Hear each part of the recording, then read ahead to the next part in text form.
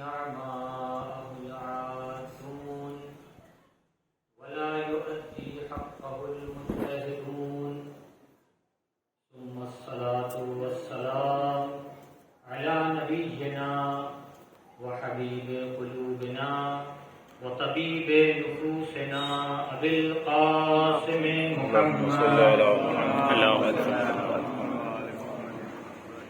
وعلى أهل بيته الطيبين الطاهرين ولعنة الله على أعدائهم أجمعين. أما بعد فقد قال الله تبارك وتعالى في القرآن الحكيم وهو أصدق الصادقين وقوله الحق إن الذين آمنوا وعملوا الصالحات سيجعل لهم الرحمن ودا. اللهم صل على محمد وعلى محمد. ماہ رمضان کے مبارک دن اور اس کی راتیں جاری و ساری ہیں. آدھا مہینہ گزر چکا ہے اور آدھا مہینہ باقی ہے. ہم سب کی خداوند عالم سے دعا ہے کہ جو وقت گزر گیا ہے ہم نے اس میں جو بھی اعمال انجام دیے بحق امیر المومنین اسے اپنی بارگاہ میں شرف قبولیت عطا فرما، اور جو دن باقی رہ گئے ہیں ہم اس دن میں اپنی کوتاہیوں کا جبران کر سکیں، اپنی کمیوں کو پورا کر سکیں. انتہائی بابرکت ایام، انتہائی مبارک ایام کہ جس کی برکت کو ہر مومن کسی نہ کسی حد تک محسوس کرتا ہے اپنی زندگی میں. یہ دن جیسے ہی شروع ہوتے ہیں، جیسے ہی آتے ہیں، فوراً ہی ہمیں اس دن کی برکتوں کا احساس ہونے لگتا ہے. ہمارا دل خود بخود کھینچا چلا جاتا ہے خداوند عالم کی طرف. خود بخود ہمارا دل چاہنے لگتا ہے کہ ہم تلاوت قرآن زیادہ سے زیادہ کریں. ہمارا دل چاہنے لگتا ہے کہ ہم زیادہ سے زیادہ دعائیں پڑھیں، استغفار کریں، صدقے نکالیں، دوسرے اور نیک کام کریں. تو یہ کیا ہے؟ یہ بھی ماہ رمضان کی ایک برکت ہے. اور یہاں سے ہمیں برکت کا بھی ایک مفہوم معلوم ہوتا ہے. دیکھیے ہم برکت اپنے زبان میں استعمال کرتے ہیں، کہتے ہیں خدا آپ کو برکت دے، خدا نے فلاں کو بہت برکت دی ہے. اور عام طور پر ہمارے ذہن میں کیا ہوتا ہے کہ مال میں اگر برکت دی جائے تو اسی کو برکت کہتے ہیں. نہیں، خداوند عالم کی دی ہوئی کسی بھی نعمت میں اگر برکت ہو تو اسے برکت کہتے ہیں. یہ برکت اگر اہل بیت سے محبت کے اندر ہو کہ اہل بیت سے محبت میں اضافہ ہو، خدا سے محبت میں اضافہ ہو، خدا سے قربت میں اضافہ ہو، قرآن کی تلاوت میں اضافہ ہو، نمازوں میں اضافہ ہو، دعائیں پڑھنے میں اضافہ ہو، یہ ساری برکتیں ہیں جو ہمیں اس مہینے کے اندر ملتی ہیں. لہٰذا اس کا مطلب یہ ہے کہ برکت صرف اور صرف مال و دولت میں برکت نہیں ہے، نہیں وہ بھی برکت ہے، لیکن اس کے ساتھ ساتھ یہ معنویت، یہ روحانیت، یہ دعا، یہ قرآن، یہ نمازوں میں اضافہ، یہ ساری چیزیں بھی برکت.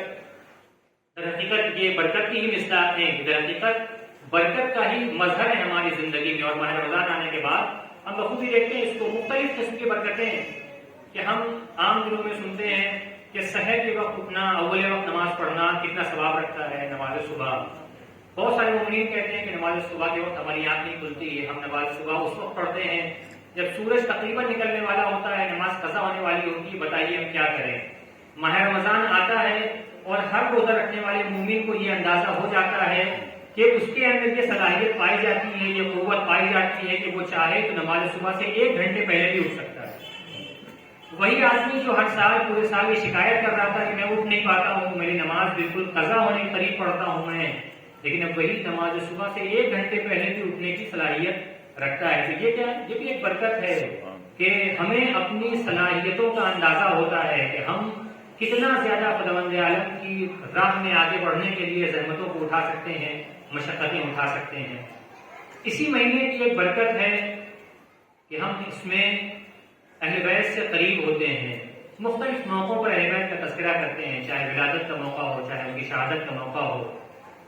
اور یہ شہادت کا موقع صرف عام طریقے سے ان کو یاد کرنے کا موقع نہیں ہے، بلکہ اپنے دل کو ان کے دل سے قریب کرنے کا موقع ہے، خود کو ان کی شخصیت سے قریب کرنے کا موقع ہے. لہذا یہ دن اس دن میں زیادہ سے زیادہ کوشش کرنی چاہیے، ان ایام میں، ان دنوں میں، کہ ہم معصومین کی ذات سے، مولا کائنات کی شخصیت سے، اہل بیت کی ذات سے قریب ہوں۔ جب ہم مولا کائنات کی ذات کو دیکھتے ہیں تو ہمیں ایک عجیب صورتحال یہ نظر آتی ہے کہ دشمن نے انتہائی کوشش کی کہ آپ کی فضیلتوں پر پردہ ڈالا جائے، نہ صرف یہ کہ آپ کی فضیلتوں پر پردہ ڈالا جائے بلکہ آپ سے لوگ نفرت کرنے لگیں۔ اور اس کی وجہ یہ ہے کہ یہ کسی ایک زمانے سے مخصوص نہیں ہے، مولا کائنات سے مخصوص نہیں ہے، بلکہ باطل پرستوں کا مزاج ہی یہی ہوتا ہے کہ وہ چاہتے ہیں کہ ان کی شخصیت کسی طرح باقی رہے، لوگ صرف ان کی تعریفیں کرتے رہیں، اپنی تعریفیں کروانے کے لیے پیسے خرچ کرتے ہیں، عمارتوں کو بنواتے ہیں، لوگوں کو پیسہ دیتے ہیں، بہت کچھ کام کرتے ہیں تاکہ ان کی ذات باقی رہے، ان کی تعریفیں ہوتی رہیں، لوگ انہی سے محبت کرتے رہیں۔ اور صرف اسی پر اکتفا نہیں کرتے کہ صرف اور صرف اپنی تعریفیں کروائیں، صرف اپنے لیے عمارتیں بنوائیں، صرف اپنے لیے تعریفوں کو گڑھیں، نہیں، جو پاکیزہ شخصیتیں ہوتی ہیں، جو پاکیزہ کردار شخصیتیں ہوتی ہیں، ان کی شخصیت کشی کرنے کی کوشش کرتے ہیں۔ یہ کوشش کرتے ہیں کہ لوگوں کے دلوں میں ان کے خلاف نفرت ڈالی جائے۔ کیوں؟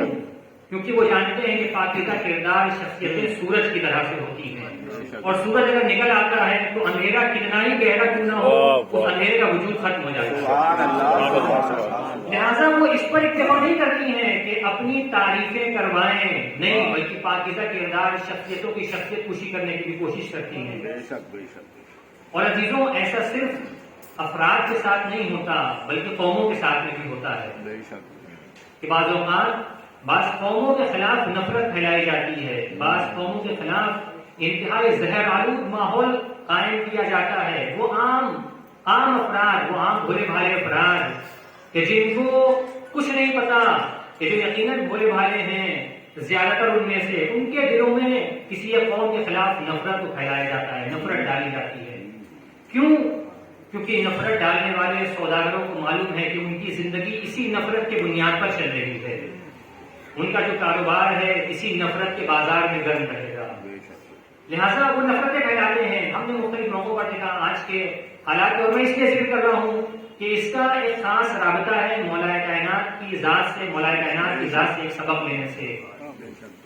کہ نفرتیں پھیلائی جاتی ہیں، نفرتوں کا نتیجہ یہ نکلتا ہے کہ جن کے خلاف نفرت پھیلائی گئی ہے ان کو کبھی نہ کبھی مارا جاتا ہے، قتل کیا جاتا ہے، ان کی توہین کی جاتی ہے، ان کو رہنے نہیں دیا جاتا ہے، ان کو کاروبار نہیں کرنے دیا جائے گا۔ ایک چھوٹا انسان، ایک چھوٹا کاروباری فلاں علاقے میں اپنی دکان کرنا چاہتا ہے، فلاں علاقے میں اپنی ریوڑی لگانا چاہتا ہے، فلاں علاقے میں جا کر کے معمولی چوڑیاں بیچنا چاہتا ہے، نفرت اتنی پھیلائی جاتی ہے کہ وہ یہ چھوٹے موٹے کاروبار بھی نہیں کر سکتا ہے۔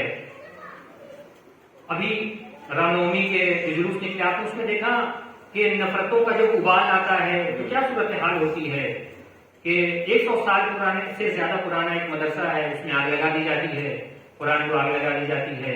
ایک لائبریری ہے، کتاب خانہ ہے، 4,500 کتابیں ان کو نظر آتش کر دیا جاتا ہے۔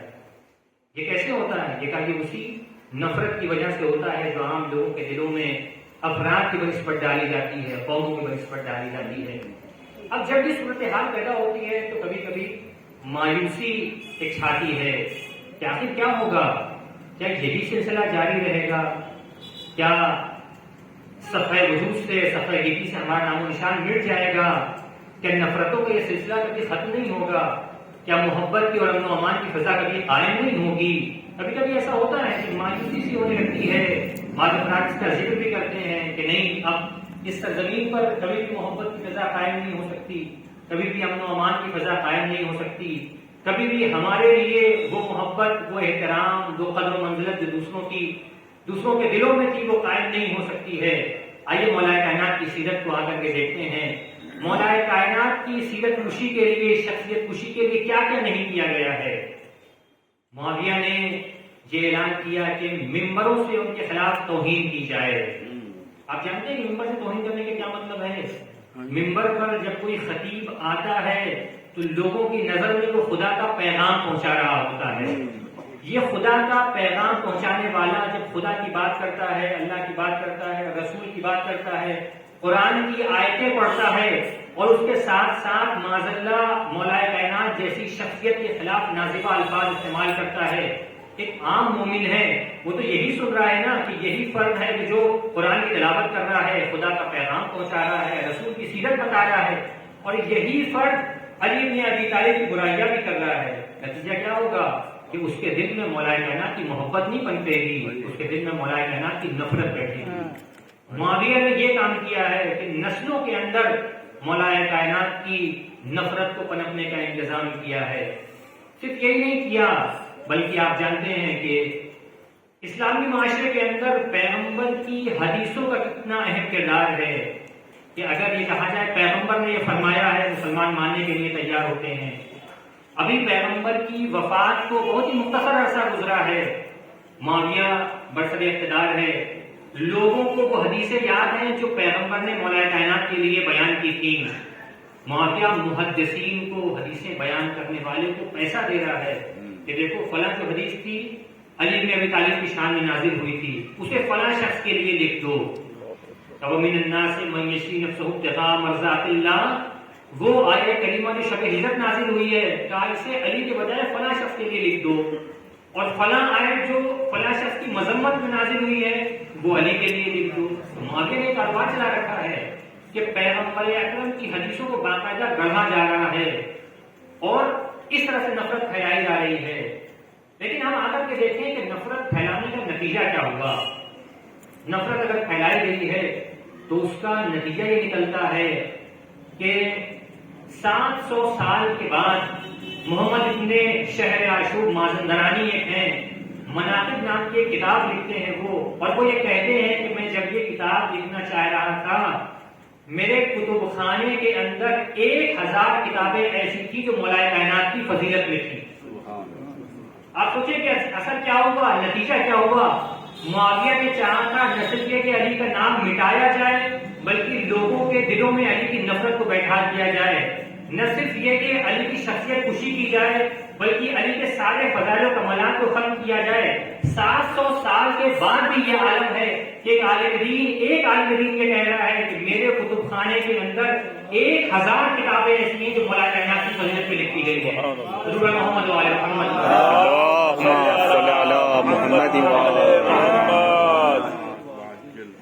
تو عزیزوں یہ کیسے ہوا کہ اتنی نفرتیں پھیلائی گئیں، اتنی محبت کیسے پیدا ہو گئی لوگوں کے دلوں میں۔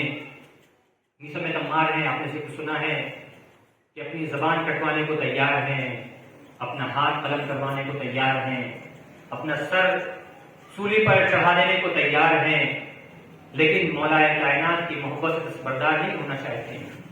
آخر کیسے ہوا یہ؟ راز کیا ہے اس کا؟ خلفاء کے دربار میں، بادشاہوں کے دربار میں افراد آتے ہیں، ان کو پتا ہے کہ یہ بادشاہ علی سے محبت نہیں کرتا، علی کا دشمن ہے، لیکن علی کی محبت کا اقرار کرتے ہیں، علی کی محبتوں کا اقرار کرتے ہیں۔ آخر کیا وجہ ہے؟ ابن سکیت نام کا ایک عالم ہے، عربی ادب میں، عربی لٹریچر میں اس کا بہت عظیم نام ہے۔ متوکل نام کا بادشاہ، عباسی بادشاہ، بنی امیہ کے بعد بنی عباس کی حکومت آتی ہے۔ بنی عباس کی حکومت جو آئی تھی وہ اہل بیت کے نام پر آئی تھی کہ ہم اہل بیت کو حکومت دینا چاہتے ہیں، بنی امیہ سے حکومت چھیننا چاہتے ہیں کیونکہ انہوں نے اہل بیت پر ظلم کیا ہے، اور ہم اہل بیت کو حکومت دینا چاہتے ہیں۔ لیکن آنے کے بعد انہوں نے بھی وہی رویہ اختیار کیا کہ متوکل عباسی بھی اہل بیت کا دشمن ہے، مولا کائنات کا دشمن ہے۔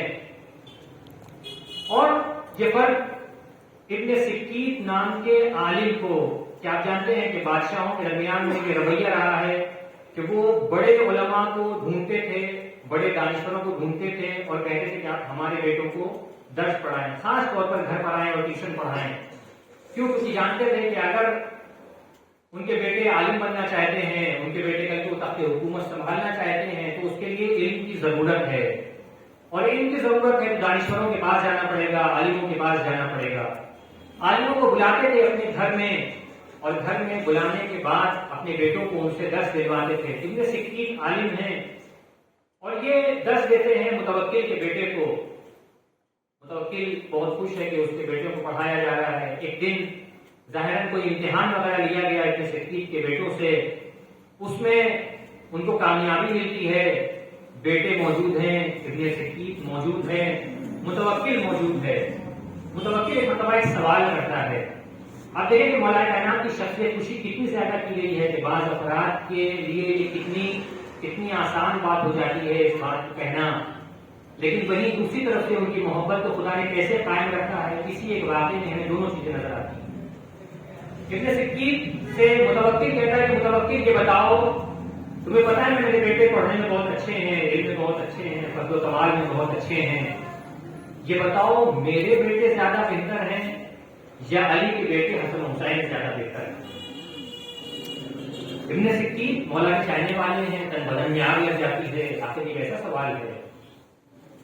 اپنے اوپر نادم ہوتے ہیں، شرمندہ ہوتے ہیں، کہتے ہیں کہ ابن سکیت یہ تمہاری غلطی ہے، تم نے چونکہ علی سے محبت کو چھپایا، لہذا آج اس کی یہ جرأت پڑ گئی ہے کہ وہ یہ سوال کر رہا ہے کہ میرے بیٹے افضل ہیں یا حسن حسین افضل ہیں، علی کے بیٹے افضل ہیں. وہ کہتا ہے متوکل سن، علی کے غلام قمبر سے بھی زیادہ، علی کے غلام قمبر کی بھی تمہارے بیٹوں سے کہیں زیادہ افضل ہے. علی کے غلام قمبر تمہارے بیٹوں سے کہیں زیادہ افضل ہے. تم حسن حسین کی کیا بات کر رہے ہو؟ وہ تو علی کے فرزند ہیں، وہ تو علی کے پالے ہوئے ہیں، وہ تو علی کے جگر گوشے ہیں. علی کا جو غلام قمبر تھا اس کی عظمت، اس کی فضیلت بھی تمہارے بیٹوں سے زیادہ ہے. ابن سکیت کو معلوم تھا کہ اس جواب کا انجام کیا ہوگا. بادشاہ حکم دیتا ہے کہ اس کی زبان کو بدھی سے کھینچ لیا جائے، اور اس دانشور کی زبان کو بدھی سے کھینچ لیا جاتا ہے کہ وہ اپنی بات سے پلٹتا نہیں ہے، پھرتا نہیں ہے. تو یہ محبت ہے مولا کائنات کی. یہ محبت آج تک زندہ ہے، آج تک موجود ہے. مومنین کے دلوں کو تڑپاتی ہے یہ محبت، مومنین کے دلوں میں موجود ہے یہ محبت. اور نہ صرف کہ مومنین کے دلوں میں موجود ہے، بلکہ عزیزو ہمارا دعویٰ یہ ہے کہ اگر علی کی شخصیت کو سارے انسانوں کے سامنے پیش کیا جائے، غیر مسلمانوں کے سامنے بھی پیش کیا جائے، تو وہ بھی علی سے محبت کرنے کے لیے تیار ہو جائیں گے. تاریخ میں نہ جانے کتنے ایسے غیر مسلمان رہے ہیں کہ جنہوں نے مولا کائنات کے لیے قصیدے کہے ہیں، مولا کائنات کے لیے کتابیں لکھی ہیں، مولا کائنات کے لیے تقاریر کی ہیں، مولا کائنات کے فضائل و کمالات کو بیان کیا ہے. تو مومنین کے دلوں میں یہ محبت موجود ہے. آخر راز کیا ہے، کیا وجہ ہے کہ اتنی زیادہ نفرت پھیلائی جائے؟ ابھی ہم اس کا تصور نہیں کر سکتے ہیں. ابھی شاید ہمارے لیے اتنی زیادہ نفرت کا بازار جم نہیں ہوا ہے کہ جس طریقے سے مولا کائنات کے خلاف نفرت پھیلائی گئی تھی. جن طریقوں کو اپنایا گیا تھا کہ مسلمانوں کے لیے پیغمبر کی حدیث سے زیادہ معتبر کوئی چیز نہیں ہو سکتی ہے، قرآن کی آیتوں سے زیادہ معتبر کوئی چیز نہیں ہو سکتی ہے. اور مسلمانوں سے یہ کہا جاتا ہے کہ دیکھو فلاں آیت جو نازل ہوئی ہے جس میں فلاں شخص کی برائی کی جا رہی ہے، معذاللہ اس سے مراد علی بن ابی طالب ہے. جو فلاں شخص کی عظمت کو بیان کیا جا رہا ہے اس سے مراد علی نہیں ہے بلکہ ان کا دشمن ہے، ان کا مخالف ہے. پیغمبر کی جو حدیث ہے اس حدیث کے مصداق علی نہیں ہے بلکہ کوئی دوسرا ہے.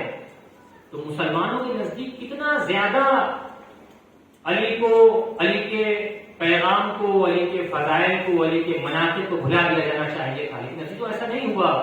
چاہے علی کو پہلا خلیفہ نہیں مانا مسلمانوں کی اکثریت نے، لیکن آخرکار علی کی محبت مسلمانوں کی اکثریت کے دل میں موجود ہے.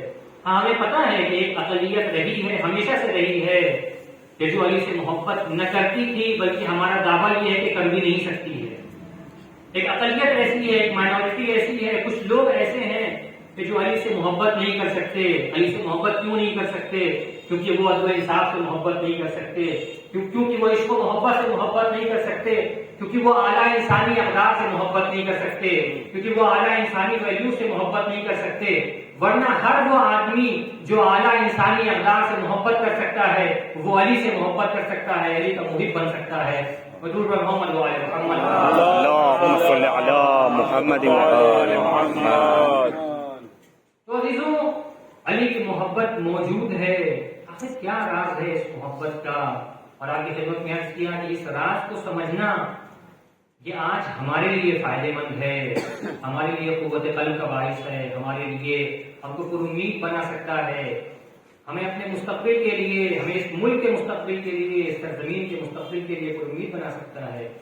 تو مایوسی کی فضا تو کبھی کبھی چھا جاتی ہے بعض واقعات کو دیکھ کر کے، بعض ویڈیوز کو دیکھ کر کے کہ فلاں جگہ فلاں کو مارا جا رہا ہے، سبق پر قتل کیا جا رہا ہے، اینٹیں مار کر کے قتل کر دیا جا رہا ہے، فلاں جگہ آگ لگا دی گئی، فلاں مسجد میں قرآن جلا دیا گیا، کتب خانے میں آگ لگا دی گئی.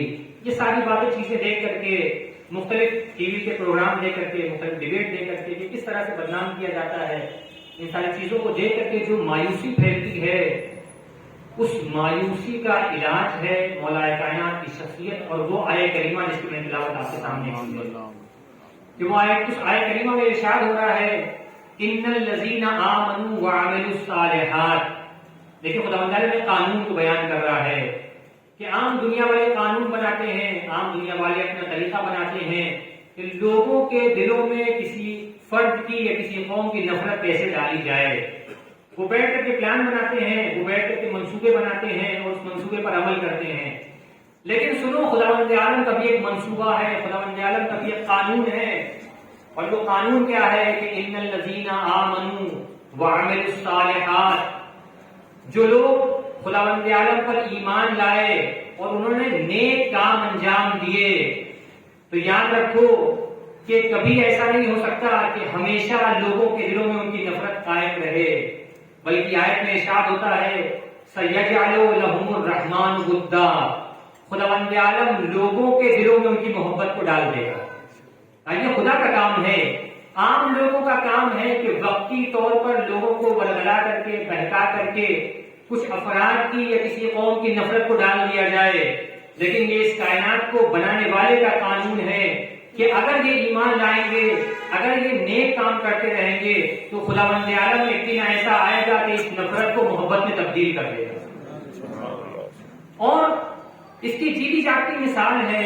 یہ یوں ہی بات نہیں ہے، یہ یوں ہی دعویٰ نہیں ہے کہ جذبات میں آ کر کے یہ دعویٰ کیا جائے. نہیں عزیزوں، ایک موہوم خیال نہیں ہے، بلکہ تاریخ نے پیش کیا ہمارے سامنے مولا کائنات کی ذات کو کہ کیسے مولا کائنات کے خلاف نفرت پھیلائی گئی، کیسے آپ کی کردار کشی کرنے کی کوشش کی گئی. لیکن تاریخ نے بتایا کہ کس طرح سے لوگوں کے دلوں میں محبت قائم رہی. تاکہ سامنے اس محبت کے صرف چند نمونے پیش کیے ہیں، ورنہ تاریخ ایسی مثالوں سے بھری ہوئی ہے کہ جہاں پر علی کے چاہنے والوں نے بادشاہوں کے سامنے آ کر کے علی کے فضائل بیان کرنے سے گریز نہیں کیا ہے، اگرچہ انہیں معلوم تھا کہ اس فضیلت کو بیان کرنے کی وجہ سے ان کی گردن کو قلم کر دیا جائے گا، ان کی زبان پر سے گردن سے کھینچ لی جائے گی. تو یہ کیسے ہوا؟ اس آیت نے بتایا کہ دیکھو علی کی، اور یہ انتہائی اہم نقطہ ہے کہ چونکہ علی کی ذات وہ ہے جو خداوند عالم کی ذات میں محو ہے، جو خداوند عالم سے محبت کرتی ہے، جو خداوند عالم سے جڑی ہوئی ہے. اور دوسری طرف سے خدا نے انسانوں کے دل میں، انسانوں کی فطرت میں اپنی محبت کو رکھا ہے. میں گزارش کروں گا کہ خاص طور سے میرے جوان بھائی نقطے کو سمجھیں کہ کبھی کبھی ہم سنتے ہیں کہ انسان آج کی دنیا میں مادیت کی طرف جا رہے ہیں، ایتھیسٹ بنتے جا رہے ہیں، خدا کا انکار کرتے جا رہے ہیں اور ان کی تعداد میں اضافہ ہو رہا ہے. نہیں عزیزوں، ہو سکتا ہے چند لوگوں کی تعداد میں اضافہ ہو جائے، لیکن انسانوں کی فطرت میں، انسانوں کے نیچر میں خدا کی محبت شامل ہے. انسانوں کی فطرت میں خدا کے سامنے جھکنا شامل ہے. تاریخ نے ہمیں دکھایا ہے کہ 19ویں صدی جب آتی ہے، جن لوگوں نے تاریخ پڑھی ہے چاہے اسکول کی ٹیکسٹ بک میں یا دوسری جگہوں پر، وہ جانتے ہیں کہ 19ویں صدی میں جب انسانوں نے ترقی کرنا شروع کی، انسان چاند پر گیا، بہت ساری مشینوں کو ایجاد کیا، بہت ساری نئی بیماریوں کا علاج ڈھونڈا. اب کہیں کہیں سے یہ آوازیں بلند ہونے لگی کہ خدا تو نہیں پایا جاتا، خدا کوئی نہیں ہے. کیوں؟ کیونکہ ہم نے ہر چیز کو ڈھونڈ لیا ہے. وہ بیماریاں جن کا علاج نہیں تھا ان کو ڈھونڈ لیا، وہ قوتیں جو زمین میں تھی، نیچر میں تھی، ہم نے انہیں ڈھونڈ لیا. آسمانوں پر، سیاروں پر، چاند پر وہ جو چیزیں موجود تھیں ہم نے ان کو ڈھونڈ لیا، لیکن خدا کہیں نظر نہیں آتا. یہ آوازیں بلند ہونا شروع ہوئی. نتیجہ یہ ہوا کہ کچھ وقت کے لیے کچھ دلوں میں، کچھ ذہنوں میں شک و شبہ پیدا ہوا اور لوگ یہ ڈرنے لگے کہ شاید ساری دنیا ایتھیسٹ ہو جائے گی، اور جو لوگ خدا کے دشمن تھے، خدا کے دین کے منکر تھے، ان کے حوصلے بڑھنے لگے. لیکن جیسے جیسے دنیا آگے بڑھتی گئی، 20ویں صدی نمودار ہوئی. 20ویں صدی میں بھی کسی حد تک یہی باتیں ہوتی رہی. 20ویں صدی آگے بڑھی. 20ویں صدی جب شروع ہوئی تھی تب تک یہ کہا جا رہا تھا کہ اب کوئی دین کی طرف نہیں جائے گا. 20ویں صدی جب ختم ہو رہی تھی تب دنیا نے محسوس کیا کہ ساری دنیا تیزی سے دین کی طرف جا رہی ہے. ساری دنیا تیزی سے دین کی طرف جا رہی ہے. یہ ماجرا کیا ہو گیا؟ دنیا کیسے پلٹ گئی؟ کہا انسانوں کی فطرت میں خدا سے محبت شامل ہے. خاص وقت کے لیے، خاص دور کے لیے، خاص علاقے میں ان کو خدا سے دور کیا جا سکتا ہے، لیکن ہمیشہ انہیں خدا سے دور نہیں کیا جا سکتا. جو بزرگ ہیں انہیں یاد ہوگا کہ سوویت یونین میں کہا یہ گیا کہ کوئی خدا کو نہیں مان سکتا، کوئی عبادت نہیں کر سکتا، کوئی نماز نہیں پڑھ سکتا، مسجدوں کو مسمار کر دیا جائے. لوگ گھروں میں قرآن نہیں رکھ سکتے. پولیس والے آ کر کے ڈھونڈتے تھے، اگر کسی کے گھر میں قرآن ہوتا تھا تو اسے قید کر کے لے جاتے تھے، اسے جیل میں ڈال دیتے تھے. وہ افراد موجود ہیں جو یہ بتاتے ہیں کہ مثال کے طور پر ان کے دادا نے یہ کہا، ان کی دادی نے یہ کہا کہ ہم قرآن کو جانوروں کے باڑے میں چھپاتے تھے. گھوڑے اگر پالے ہوتے تھے تو استبل میں چھپا کر کے رکھتے تھے. جانوروں کے لیے جو گھر بناتے ہیں ہم وہاں پر چھپاتے تھے. کیوں؟ تاکہ پولیس والے دیکھنے نہ پائیں، تاکہ حکومت کے کارندے دیکھنے نہ پائیں. یہ سب چھپایا. آخر کار وہ حکومت ختم ہوتی ہے. ایک بار پھر اسی سوویت یونین میں اذانوں کی آوازیں بلند ہوتی ہیں. ایک بار پھر مؤذن منارے پر جاتا ہے اور اللہ اکبر کی آواز بلند کرتا ہے. کہا ماجرا کیا ہے؟ یہاں تو اعلان کر دیا گیا کہ خدا مر گیا ہے. کہا خدا نہیں مر سکتا ہے. خدا کو یہ تصور کرنے والے کہ ذہنوں سے اس کا تصور مٹا دیا جائے گا، مر جائیں گے. لیکن یاد رکھو اس منارے سے ہمیشہ اللہ اکبر کی صدا بلند ہوتی رہے گی.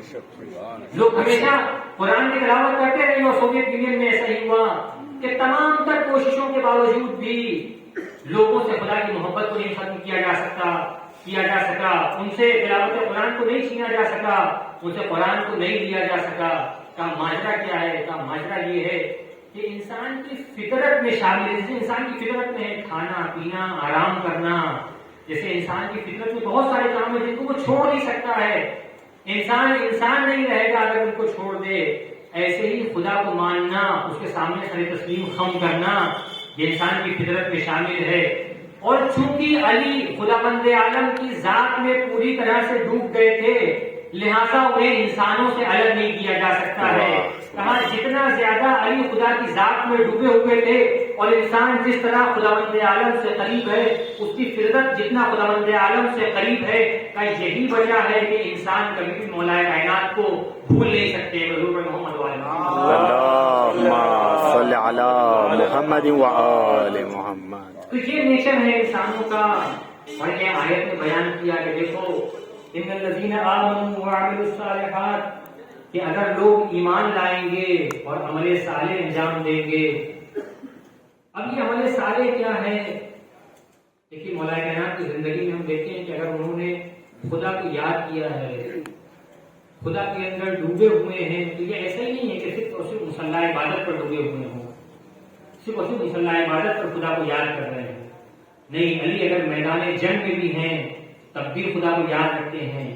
علی کے سامنے اگر دشمن بھی آ جائے تب بھی خدا کو یاد رکھتے ہیں. آپ دیکھیں کہ یہی وہ ایام آنے والے ہیں، یہی وہ دن آنے والے ہیں، یہی وہ شبیں آنے والی ہیں کہ جب اس عظیم ہستی کا وہ قول موجود ہے کہ جب ان کے سامنے ان کے قاتل کو لایا جاتا ہے. اور علی کو معلوم ہے کہ لوگ اس سے کتنی محبت کرتے ہیں، ان کے قاتل کا کیا انجام ہوگا. آپ فرماتے ہیں کہ دیکھو اب یہ کتنا منصف انسان ہے، یہ کتنا بافضیلت انسان ہے، عدل و انصاف کی معیار ہے شخصیت. کیا فرماتے ہیں کہ دیکھو اس نے مجھے صرف ایک ضربت لگائی ہے، اس پر صرف ایک ضربت لگانا. اب سوچیں کہ اگر کسی کوئی بڑی شخصیت ہو، کوئی بڑی ہستی ہو، اس کو اگر کوئی مار دے، لوگ اسے کورٹ تک نہیں پہنچنے دیتے ہیں، عدالت تک نہیں پہنچنے دیتے ہیں، وہیں پر نہ جانے اس کے جسم کے کتنے ٹکڑے کر دیے جاتے ہیں. لیکن نہیں عزیزو، ہماری جانیں قربان ہوں، نہ صرف ہماری جانیں قربان ہوں بلکہ عدل و انصاف کی جانیں قربان ہوں، عدل و انصاف قربان ہو مولا کائنات پر. کیا اپنے قاتل کے لیے بھی فرما رہے ہیں کہ دیکھو اسے ایک ضربت سے زیادہ نہ لگانا، کیونکہ اس نے مجھے ایک ہی ضربت لگائی ہے۔ تو علی کی ذات وہ ذات ہے جو صرف مصلی عبادت پر خدا کو یاد نہیں کرتی ہے، بلکہ میدان جنگ میں بھی خدا کو یاد رکھتی ہے، اپنے دشمنوں کے مقابلے میں بھی خدا کو یاد رکھتی ہے، اپنے دوستوں کے ساتھ بھی خدا کو یاد رکھتی ہے۔ اور آپ جانتے ہیں کہ کبھی کبھی انسان خدا کو بھول جاتا ہے دوستوں کی دوستی کی وجہ سے۔ علی کے سامنے ان کے بھائی آتے ہیں، بھائی ہیں، بھائی سے محبت کرتے ہیں، بڑے بھائی ہیں، بھائی کی اولاد ہے، پریشانیوں میں گرفتار ہیں، مشکلات میں گرفتار ہیں۔ آپ کو واقعہ معلوم ہے کہ تقاضا کرتے ہیں کہ مجھے بیت المال سے تھوڑا زیادہ دے دیا جائے، جتنا عام لوگوں کو دیا جاتا ہے اس سے زیادہ دیا جائے۔ کیوں زیادہ دیا جائے؟ میں علی کا بھائی ہوں، اس لیے مجھے زیادہ دیا جائے۔ علی کہتے ہیں کہ نہیں، ایک مرتبہ آگ کو لیتے ہیں اور لے کر کے عقیل کے بدن کے قریب لے جاتے ہیں۔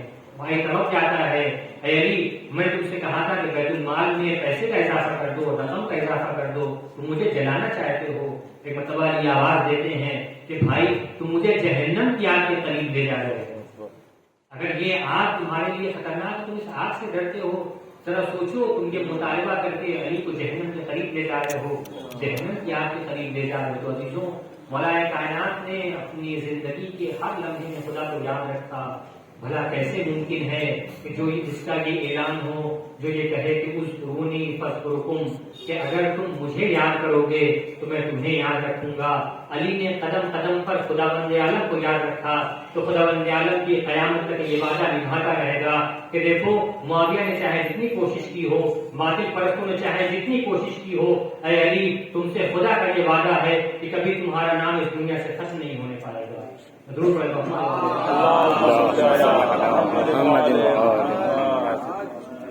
اور عزیزوں، یہاں سے ہمیں پیغام ملتا ہے کہ اگر ہمارے خلاف نفرتیں ہیں، اگر ہمارے خلاف پروپیگنڈا ہے، ہمیں پریشان ہونے کی ضرورت نہیں ہے۔ پریشان وہ ہوں، مایوس وہ ہوں جن کے پاس علی جیسی ہستیاں نہ ہوں، مایوس وہ ہوں جن کے پاس ایسے عظیم کردار نہ ہوں، جن کے پاس ایسی عظیم تعلیمات نہ ہوں۔ نہیں، ہمارے پاس ایسی عظیم تعلیمات بھی ہیں اور وہ شخصیتیں بھی ہیں جنہوں نے ان تعلیمات کو اپنی زندگی میں مجسم کر کے دکھایا ہے، جن کی زندگی ان تعلیمات کا جیتا جاگتا نمونہ ہے۔ لہذا مایوسی ہمارے قریب نہیں آ سکتی۔ ہاں شرط ہے اس کی، اور وہ شرط ہے ان چیزوں پر عمل کرنا جن کے لیے اس آیت میں اعلان ہوا کہ ان الذین آمنوا وعملوا الصالحات۔ اگر کوئی خدا پر ایمان رکھے گا، اگر کوئی نیک کام انجام دے گا، تو خداوند عالم نفرتوں کو اس کے خلاف نہیں رہنے دے گا، بلکہ لوگوں کے دلوں میں اس کی محبت کو ڈال دے گا، فضا کو بدل دے گا، ماحول کو بدل دے گا، زہر سے بھرے ہوئے ماحول میں بھی اس کی محبت کی چاشنی اور اس کی محبت کی شیرینی قائم ہو جائے گی۔ یہ خداوند عالم کا وعدہ ہے، لیکن اس شرط کے ساتھ۔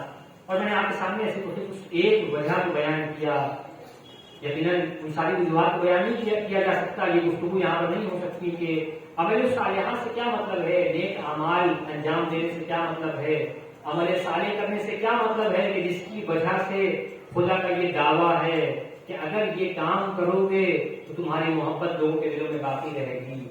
میں یہ ضمانت لیتا ہوں، میں پروردگار، میں اس کائنات کو بنانے والا یہ ضمانت لیتا ہوں کہ لوگوں کے دلوں میں تمہاری محبت کو قائم کر دوں گا۔ لیکن ہمارے لیے یہ طے ہے کہ یہ ہے خداوند عالم کا وعدہ، لہذا بحیثیت قوم ہمارے اندر ذرہ برابر مایوسی نہیں ہونی چاہیے، ذرہ برابر نا امیدی نہیں ہونی چاہیے۔ سارا زور اس بات پر ہونا چاہیے کہ ہم ان الذین آمنوا وعملوا الصالحات کے مصداق بن رہے ہیں یا نہیں۔ سارا زور اس بات پر ہونا چاہیے کہ ہمارے اندر جو ایمان کی کیفیت ہونی چاہیے وہ ہے یا نہیں۔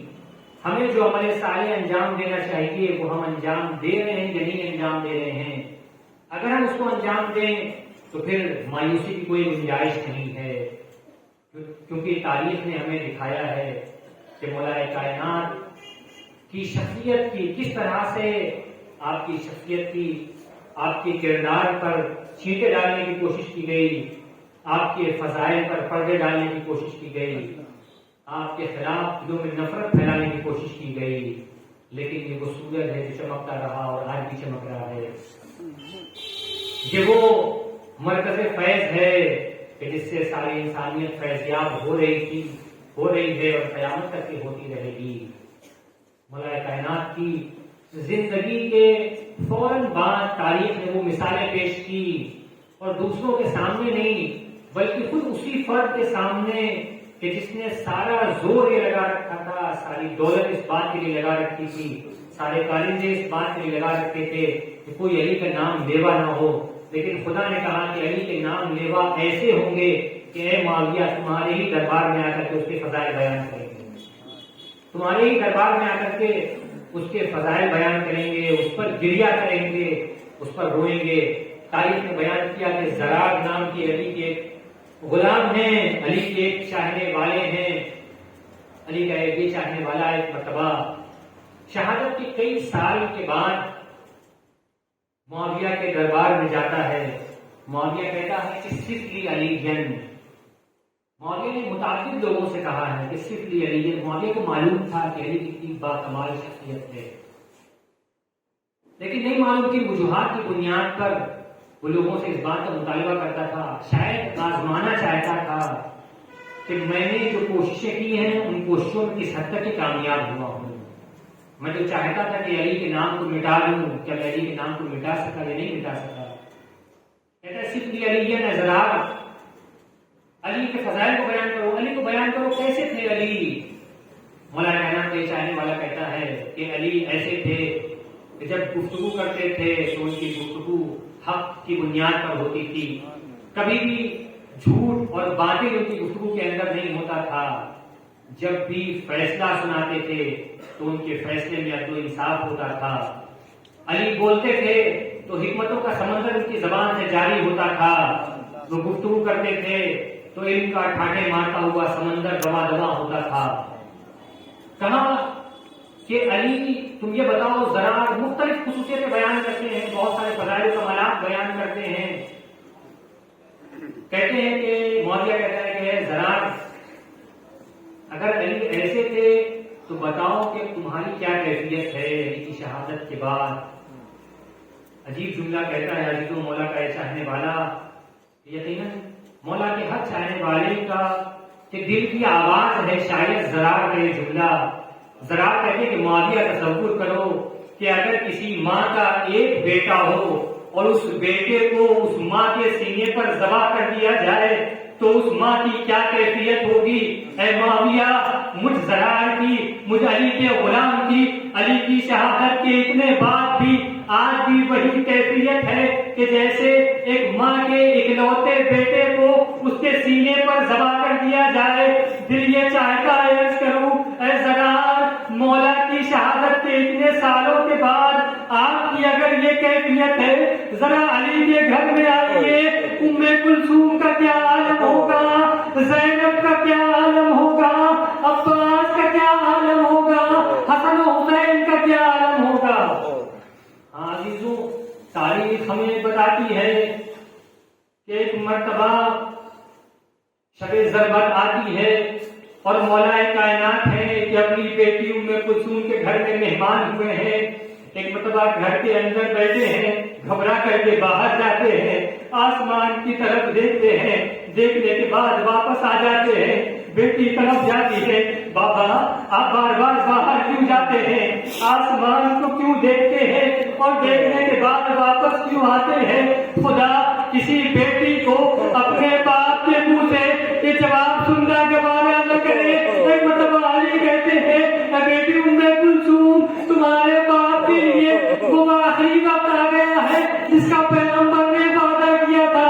ہاں بیٹی، اب وہ وقت رخصت آ گیا ہے۔ ہاں بس ایک مرتبہ ام کلثوم پریشان ہو جاتی ہے۔ آپ آنے والی شبوں میں مولا کائنات کے مسائل کو سنتے رہیں گے۔ ہاں عزیزوں، بس ایک مرتبہ ام کلثوم پریشان ہو جاتی ہے، دل یہ کرتا ہے ام کلثوم سے عرض کروں اے ام کلثوم، یقیناً سب مرحلہ ہے مولا کائنات کو صبح کے وقت مسجد کوفہ کے لیے رخصت کرنا، لیکن ہائے ہر مومن کا دل تڑپتا ہے ایک دن وہ بھی آئے گا ام کلثوم جب آپ کھڑی ہوگی، زینب کھڑی ہوگی، رقیہ کھڑی ہوگی، سکینہ کھڑی ہوگی اور علی کا لال حسین آپ کے درمیان سے گزر کر کے مقتل کی طرف جا رہا ہوگا۔ تاریخ